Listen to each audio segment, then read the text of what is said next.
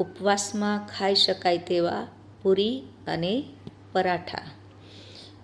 સાબુદાણાને આપણે શેકી અને એનો પાવડર બનાવી લીધો છે, ખૂબ બારીક પાવડર. અને એ પાવડરને આલુની અંદર મિક્સ કરી અને ગ્રીન મસાલો નાખ્યો છે.